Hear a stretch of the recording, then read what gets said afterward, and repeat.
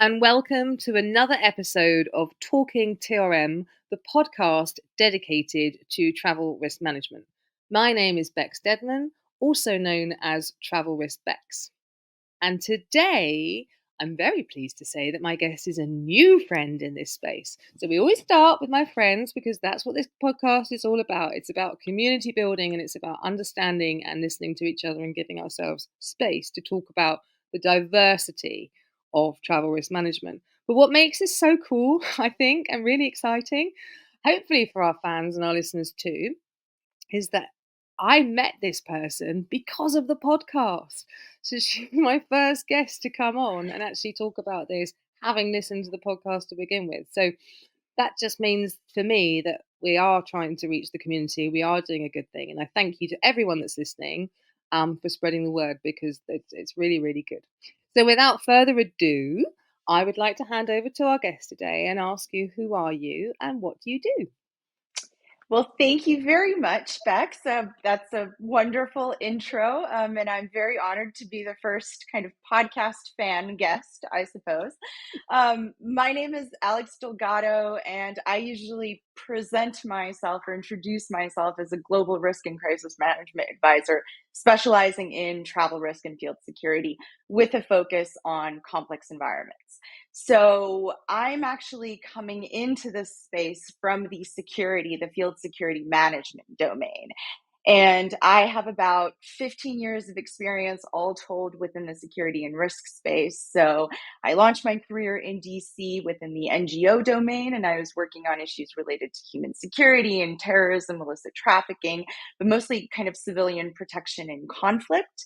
And then that was followed by a brief stint in compliance where I was working on international sanctions. And that kind of brought me to the notion of companies, large global companies, going out into new to them environments, many of which can be very unstable, and trying to do good work, but often coming up against a whole series of issues on the ground that complicate that entire process. And so with the help of all of that experience combined, I was able to move back into the security space, which is where my kind of real passion lay, I guess. And I was very fortunate to be able to support major companies and organizations that are operating in these often unstable, often unpredictable, certainly always eccentric, and so very exciting environments. And seeing as my academic background initially was in international politics and security, but that was really kind of a focus on grand power politics, right? So this notion of national security, of U.S. foreign policy, transnational security architecture, kind of the big ticket stuff. And after about a decade in DC, I decided to go for another graduate degree, this time in France, that was really specifically focused on risk and crisis management across a whole host of domains, to which I had not previously been exposed very much at all, certainly not in any academic setting. And so that gave me the chance to look at health-related emergencies just before the pandemic, actually. Issues, so everything from public health to volcanic eruptions to managing tsunami risks and understanding, how major floods can impact specific areas for years and years to come. A lot of it was focused on kind of the natural disasters, so closer to the ground type topics. And that then I felt like really helped me establish, I guess, more, well, certainly exposed me to a lot more knowledge and expertise out there on these topics that then really supported my kind of further development within the travel risk space. So I guess if I may just give one tip, one point of recommendation that I always highlight in this context for experienced professionals in particular, if you have the option of going back mid-career to do another degree or another certificate program, or just some kind of academic initiative where you're exposed to people from all sorts of different backgrounds, I would highly, highly, highly recommend it, because I feel like it really exposed me to just so much more. And I definitely think it made me a much better rounded professional overall within travel risk and field security in particular. So once that was done, once that program in France was completed, I had the opportunity to decide how I wanted to proceed with my career. And one thing that kind of um, I guess, spoiled me or broke me was that I'd had a really, really, really fantastic career background in DC, with just the absolute best teams that you could possibly imagine, fantastic management and leadership. So when I left DC, I was really leaving for a new adventure. I wasn't trying to, run away from a stagnant career or anything of the sort. And I quickly realized that it would be really difficult for me to find something like that in this completely new environment. But I was fortunate to see that both my past colleagues, as well as some of the new folks that I'd met on this transatlantic journey, were looking to start or continue working with me, as the case may be. And that's what led me to launch my own consulting firm, specializing in field security and travel risk. So, exactly what I wanted to do all along, where my true passion lay. And I've been fortunate to have been able to do that ever since. I weathered the pandemic quite all right, and came out of it, I think, with a much greater appreciation for public health emergency management. Certainly, I think, as we all did. Um, and that's what I've been doing for the past 4 years now. So So I'm 4 years. Let's just tell everyone who your company is. Yes. So my company is called Train 9 in English. In French, it's called Terrain Neuf. So it's a bit of play on words with regards to new terrain. Companies, organizations, but individuals really looking to go out into new terrain and explore new opportunities that are presented in these new spaces. My goal is to support them as best I can with the development of um, and travel risk and field security management program. So I usually come in either building or helping build a program from the ground up, or helping assess program components and then make recommendations for their enhancement. And that's really kind of my focus. And so within that context, I'm always looking to benchmark what I'm doing and what my clients are doing against the experience of others, but with the development of the ISO 31030 guidance for organizations, and the I guess the just the expansion of the space of travel risk in particular, not as a subset of corporate travel management or security management, but as kind of its own standalone domain. Within that context, I've been very lucky to meet some great people, and that's how I found you. So I like that bit right at the end. Thank you. There's quite a lot to kind of go back over there, but there's a couple of things that I really want to pick up on. And I think thank you for your absolute honesty in this space. I think there's a lot of there's sometimes a bit of worry about what we do know and what we don't know. And I think what's really important is travel risk management is pretty massive if we take yeah, it to its expanse, as opposed to perhaps the viewpoint that some of us have when we're just stuck in a particular sector, which, reading between the lines, is kind of what happened to you when you then had this second when you did this second piece of studying in France, because suddenly exactly, you were looking at stuff that you hadn't considered before. And that's kind of what we're trying to do in this space, is to say it's not travel and it's not security, it's travel risk together. And it covers a huge amount of things. And actually, exactly. I've spoken to so many security side people who get really frustrated with the travel industry, quite frankly, and I get it because they don't know how the travel industry works. They have an idea of how the travel industry works, which is how the travel industry projects itself, where the travel industry does not work like that. Right. So there's this kind of smoke and mirrors thing going on. And honestly, from the travel industry side, there's a lot of learning to happen in this space. And I'm quite open about that. It's why I do what I do, because I've worked that side and I'm like, oh, how on earth are companies going to rely with 31030 if they can't rely on the service providers to know their bit of the Right. puzzle and where they're responsible, right? And all that kind of stuff. So it was really nice listening to you because it felt like a lot of mirroring of my journey when I moved across from travel into this space as well. But this feels like a new space, and this feels like something exciting that we can all do together. Thanks to 31030 as a sort of benchmark, but also everything that's going to come after that as well. So, what I guess I'm trying to establish is from your perspective, when you had that wider moment where you took the apertures off, which is something Bruce talks about a lot. What happened? What talk me through that kind of like what was the because obviously you had a way of it happening. You had a viewpoint of the stuff that you were doing, and then suddenly there was all this other stuff. So can you talk us through that? Sure. So that's actually a really interesting question. Thank you very much for that because I think it really kind of gets the neuron links flowing, right?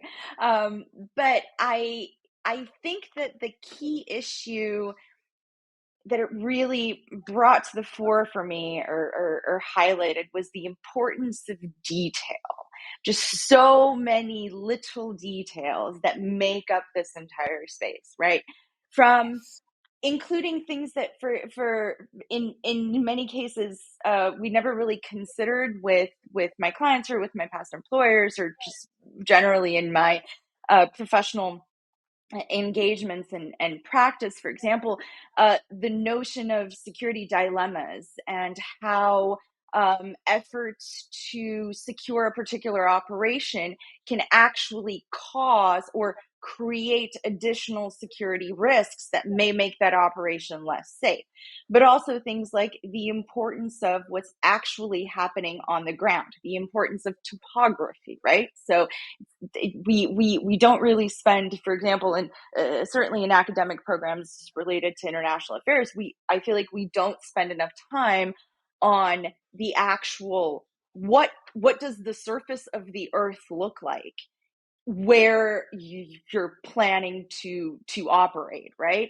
And that's actually a key thing. I mean, it's so important to understand what the road looks like ahead, right? What kind of river this is, how tall the mountain is that you're needing to cross. Um, Also the importance of human behavior in this whole Mhm. context. And I think, especially if you spend a lot of time working for kind of more or less the same format of company or organization, you get used to people who themselves have spent most of their career usually working in that same format, and they've all kind of become formatted in that exact same way. And then you're exposed to people who are coming from completely different industries, right? And they not only approach their work differently, but they also approach their travel differently. And that can be both a very good thing from a risk management perspective, but that can also cause additional issues and concerns. Um, and if there's, I guess, one major takeaway, and this was kind of in my golden nugget list, but more as a piece of advice for people just starting out and kind of looking to build knowledge and experience in this domain, but the importance of going out and talking to people and listening. So I am by nature, I think, more of kind of an introvert in the sense that I don't really love spending my entire day talking to absolutely everybody, but I've discovered that it is so incredibly valuable, specifically in the travel risk management space, whether you're building a program or you're trying to assess what the most problematic points may be, or whatever the point of that specific engagement, just going out and having really in-depth conversations, asking people to think about perhaps risks and concerns and issues that only they could have seen, because we simply don't see what they see. We don't live those same experiences. We don't travel the same way. We don't work the same way. We don't have their jobs, so we don't know what it's like in their day to day.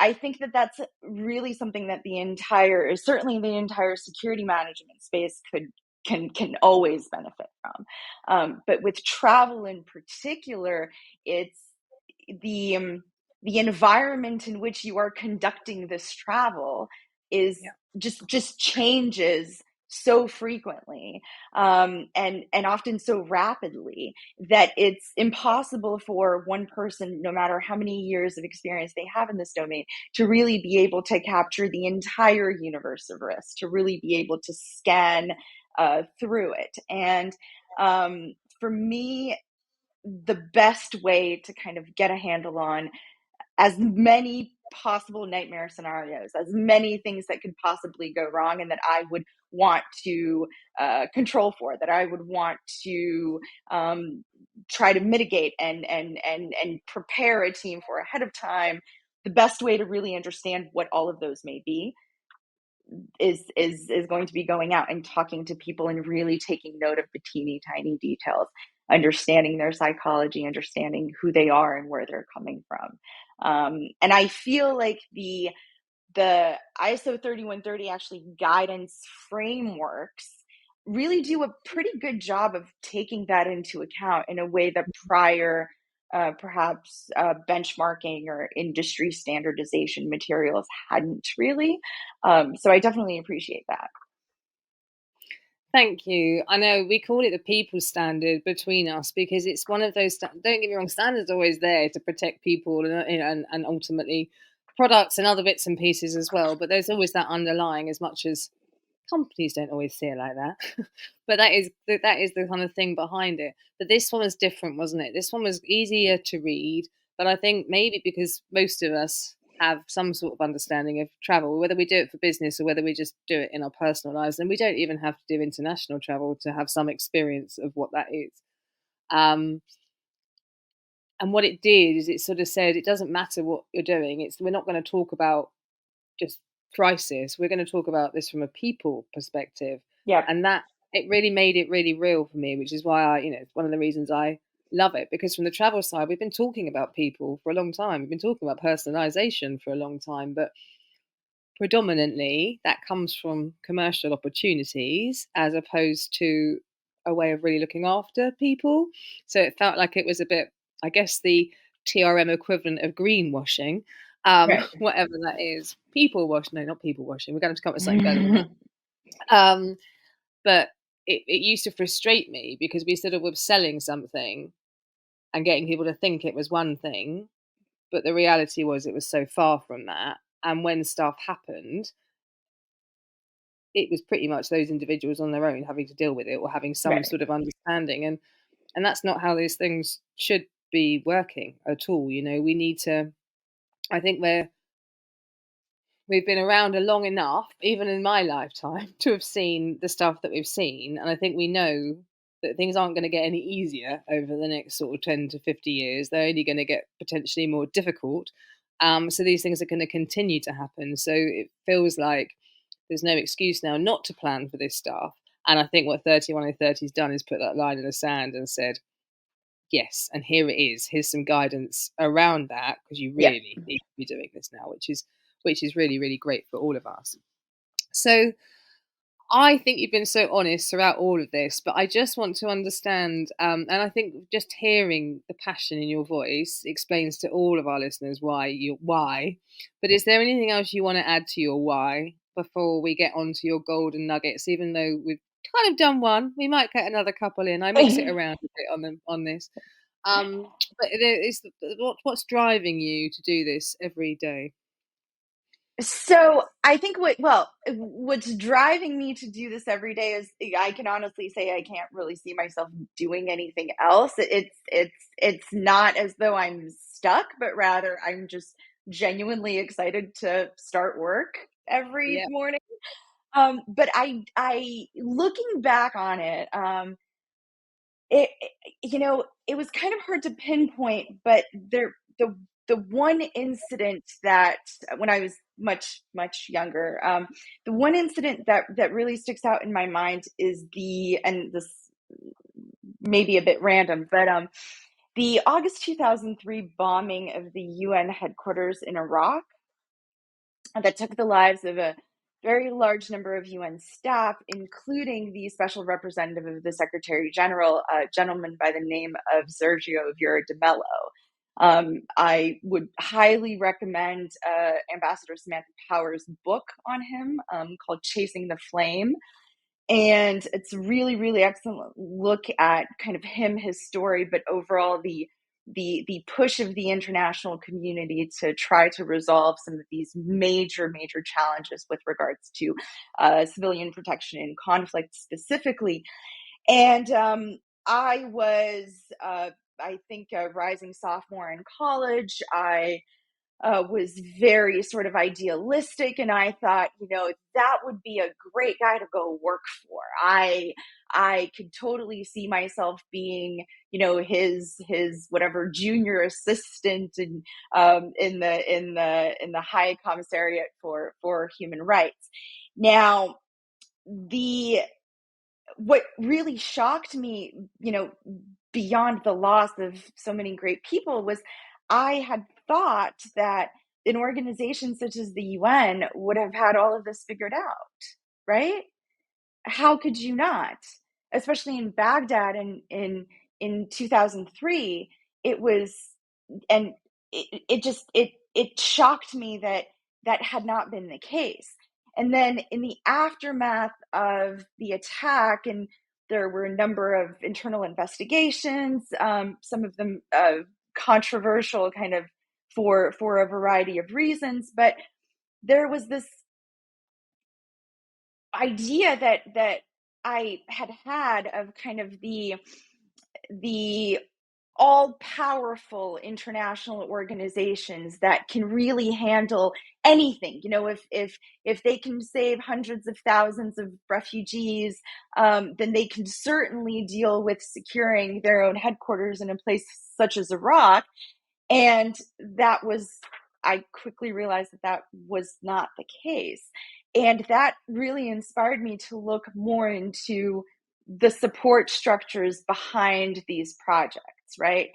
And what I came to realize, whether within the NGO space, the international organization space, but also within the entirely private sector space, is you've got these fantastic experts, whether focused on a particular function or a sector or field of knowledge, who go out and do really important, meaningful work that moves all of us forward, whether it's purely humanitarian or whether there's some kind of, a profit motive behind it, but still. And none of that gets done without support behind them. And those support structures are often overlooked, but they're really the key to making sure that these missions are successful. And that then kind of brought me to the field security travel risk industry. And within the field security space in particular, it wasn't just about securing static operational sites or static office buildings, static project sites out there in the field, but it was about how do we get people to and from there safely. How do we make sure that their day missions or overnight missions or 2-week long missions into whatever complex environment they're going into, how do we make sure that they have all of the support that they need to come back from there safe and sound, having achieved all of their goals and objectives? And that's really my why. I mean, I am constantly in awe of the amazing people that we're able to support with my partners and colleagues. The fact that they are out there, building new educational institutions, ensuring that people in very remote areas have fantastic water and sanitation infrastructure, but also people, expanding new private enterprise initiatives in bringing jobs and healthcare and economic empowerment opportunities to areas that really need them, developing local economies, supporting um, micro entrepreneurs. All of that can't be done without a security support structure behind it and without people going out to do that work safely. And so that's where travel risk comes in. And I think for too long it was kind of overlooked or rolled into perhaps a subservice of the corporate travel people, right? Or like, oh, corporate travel will handle that, or the travel people will handle that. Or else, in certain cases, and I think this was especially the case for a lot of U.S. based operations in the, with the start of the global war on terror, there was this notion that everything had to be militarized, right? That if you were going out, then you needed to be supported by a rapid reaction force. And that really doesn't match the way that people work. And it also doesn't really help people do that work safely, and oftentimes can also create more problems than it solves. So those are some of the things that I'm kind of trying to work through and around and resolve in what I do every day. You really went there then. Thank you. But that's so good. Like that I'm so enjoying this conversation. And I just think it's so nice to hear it from it's like I said, there's so many things that you're echoing in my way of thinking with this stuff as well. And it's this framework, it's this infrastructure. Things just don't just happen. We have to put things in place to make them happen, to allow people to go and do the things that we do. And I think you're so right. For so long, travel, and this is part of the problem with it, travel has been seen as a add-on to be doing something Right. else that you need to do. It's not part of the strategy. It's just an annoying thing that you have to book. It's expensive. Oh, and then it sits in procurement for the most part. So it's suddenly a cost to control and a cost to manage. These two things don't work together. Yeah. And if you come too far on the security side, and I think you're so spot on with that, I had a really good chat with a previous podcast guest, Jim, and he sort of said, we'd go in and we'd make sure that these hotels were secure. But the corporate traveller never wanted to spend any time in that hotel because it didn't have a pool, it didn't have a gym, and it didn't have this. And I'm like, there's a balance because most situations aren't hostile. Most situations we're throwing people into aren't hostile. It's the everyday stuff and Yeah. then getting them prepared for when stuff does happen. And the other thing I really just wanted to touch on, someone said this to me the other day, and I just think it's exactly what you're talking about. Um, this idea of emerging markets and how we talk about emerging markets. What we really mean is high risk countries and destinations, don't we? For the most part. So we sort of have this idea, oh, emerging markets, that sounds interesting and exciting, which it is. But actually, they're going to areas that perhaps business hasn't been done so much, and people are trying to become some of the first companies out there or the first infrastructures out there. So, a lot of what you're doing is enabling business to go and do that safely, as opposed to just kind of going, we've got to be the first out there. Let's not think about it. Off we go.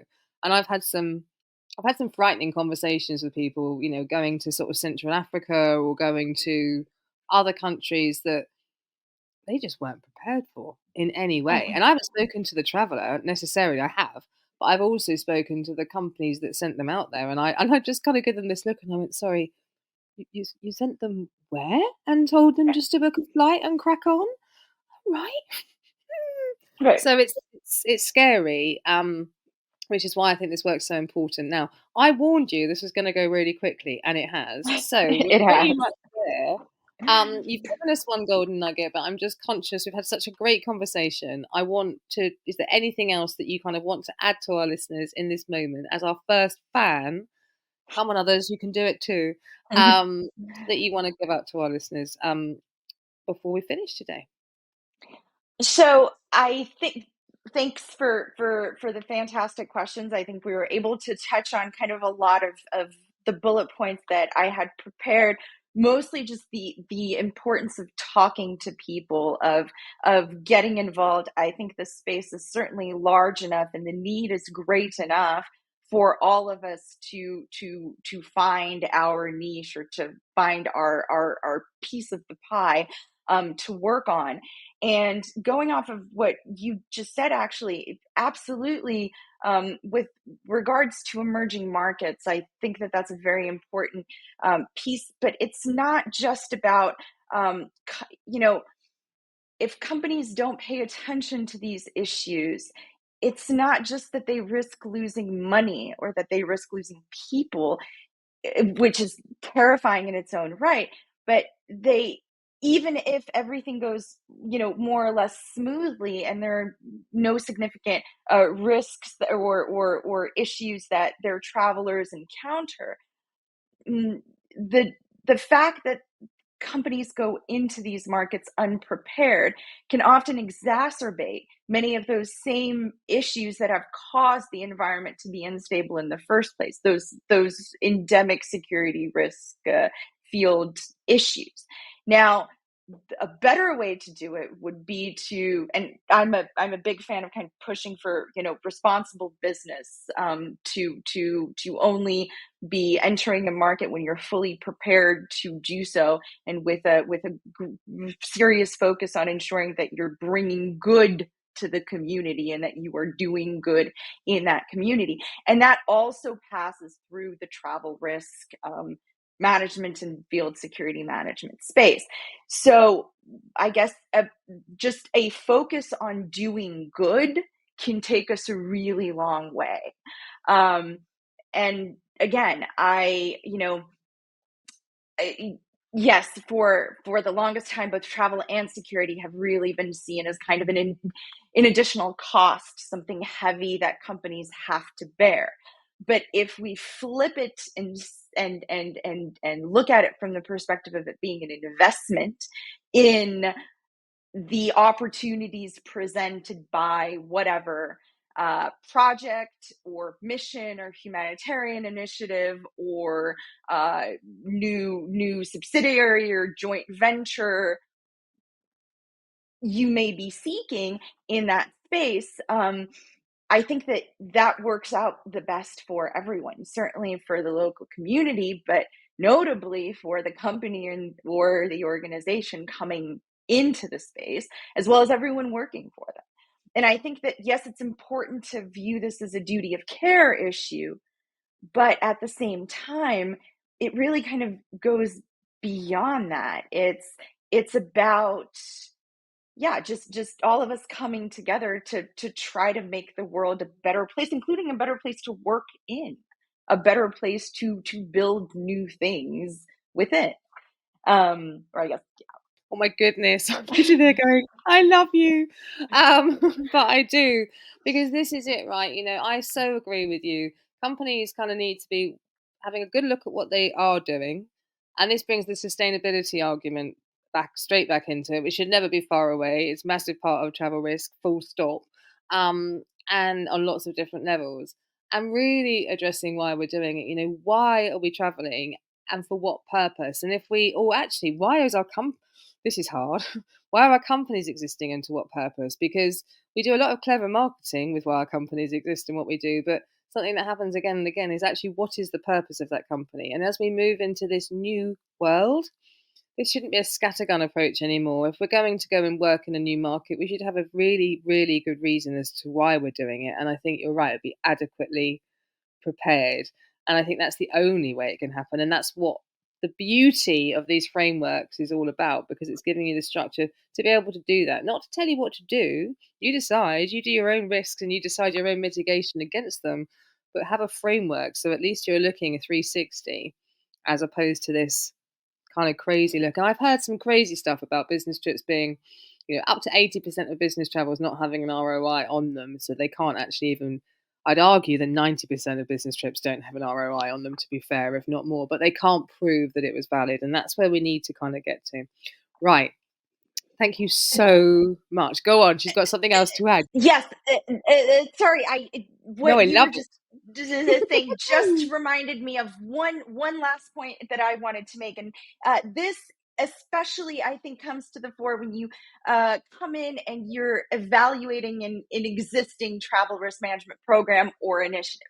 The notion of, we are often used to thinking, as you said, of emerging markets as high risk destinations, and so we'll have this notion in our minds that a certain country, because there's been a history of conflict, because there's been economic stagnation, civil unrest, and so on, that country is by default going to present more travel risk than another country that is generally considered very stable, that perhaps has a much better developed tourism industry or something of the sort. And one thing that I've really had to learn on this journey is that's not really often the case, especially with an existing program. Oftentimes, especially with a program that I guess is quite strong already in its own right and on its own merits. Oftentimes, the biggest risk is presented by the environments that don't have a travel risk management structure, program, effort, initiative already in place. So we're used to thinking of countries in conflict as being particularly risky, and of course they are. But if you already have a fantastic security team on the ground that's there to take the traveler from passport control at the airport all the way to their hotel and make sure that they're tucked in safely at night every step of the way, that environment will often be less risky than, I mean, we've had folks going out on fishing boats off of various tropical islands that are absolute paradises, with villas going for $500 a night.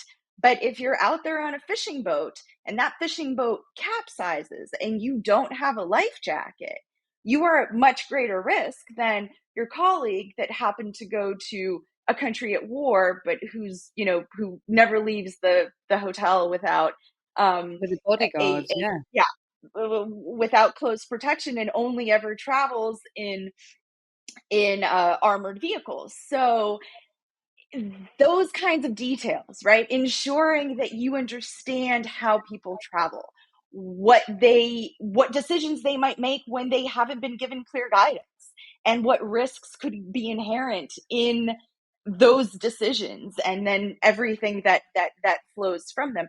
Really trying to understand their trip every step of the way, and perhaps setting aside the stereotypical notion of how you imagine a country to be, but really focusing on what is the experience of this specific kind of traveler in an environment such as this.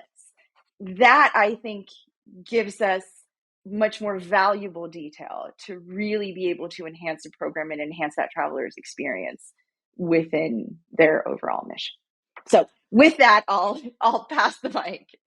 It's absolutely fine. Like, this is exactly the stuff that we want to be hearing from you, and exactly the thing that we want to talk about. And I think you're so right. We have a motto now at the TRA: every trip, every person, every time. And it's about understanding not just the location, but the effect of that person, where they're at in that moment, not where they were 3 months ago, where they're at right now, with all of the other stuff that's going on, and actually then what they're going to be doing out there as well. Because you could send a really experienced person to Paris who's done it a million times Yeah. before, or you could send your 18-year-old intern to Paris who's never traveled. That's a very different risk criteria happening just in that one trip. So essential. And I've always been concerned that I went into the detail too much in my travel service, in my programs that I put together, because I can literally sometimes see my clients going, "Oh wow, we hadn't thought about this." But then once it's done and it's been thought about, it's done, right? We know what to do. We've got some sort of thing around it, so it's sorted. but I don't feel like that now. The fact you've said the detail, detail, detail, I'm Yeah, so happy. So thank you, because of I course. go into detail. Look, I don't want this to come to a close because it's No, been please. amazing, but I am going to have to. Thank you so much for today. Thank Thank you so you. much for doing what you do, and thank you so much for being willing to talk about it in such a articulate way. So it's been a pleasure. Thank you. Thank you for me as well. No, you're very, very welcome, and this will be lots of other things that we're doing together. So, um, thank you to our listeners. You have been listening to Talking TRM with Bex Deadman, also known as Travel Risk Bex. This is the podcast dedicated to travel risk management. Thank you so much, Alex. We wish everybody a good couple of weeks, and we'll see you in a couple of weeks' time. In the meantime, stay safe.